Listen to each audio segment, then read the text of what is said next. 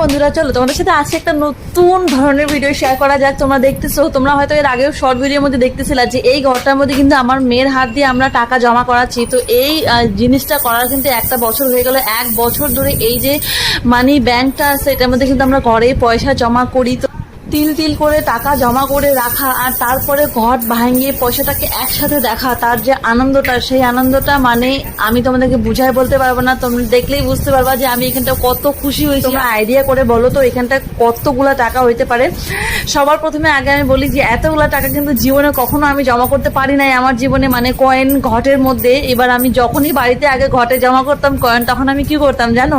আমি হচ্ছে কাঠি দিয়ে ওই মানে ঘটের মুখ দিয়ে টাইনে ঘটের যে ফুটাটা আছে ওই ফুটা দিয়ে টাইনে আমি পয়সাগুলোকে বাইর করতাম। বাইর করে আমি প্রাইভেটে নিয়ে যেতাম, হয়তো স্কুলে নিয়ে যেতাম, না হয়তো বিকালবেলা আমি সন্ধ্যাবেলা হয়তো দোকানে যাই খাইতাম। তো আমি কখনোই মানে আমার টাকা জমা করা হয় নাই। আর এই বুদ্ধিটা আমাকে দিছে আমার একটা ভাইগনা।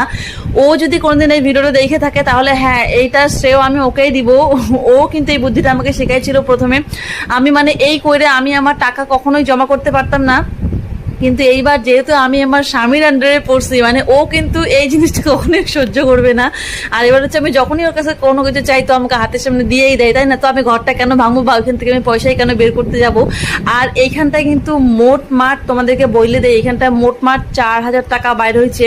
4,000 থেকে 10-20 টাকার মতো বেশি হয়েছে। তো ওইটা আমরা সাইড করে রাখছি। নতুন আবার একটা ঘট কাল পরশুর মধ্যে নিয়ে আসবো, ওইটার মধ্যে টাকা জমা করব।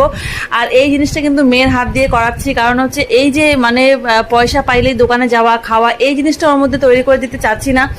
আমি চাচ্ছি বা আমরা চাচ্ছি যে হচ্ছে পয়সা পাইলেই সেই জন্য জমা করার মতো একটা তার মধ্যে মনোভাবনা তৈরি হয়, তাই আর কি জমা করলাম।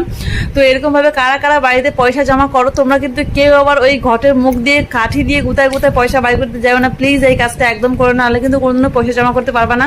আর দেখো কি সুন্দর করে সাজা রাখছে, তাই না? ওগুলো সব যেগুলো থাক আছে ওগুলো সব 10 টাকা, বাকিগুলো 5 টাকা।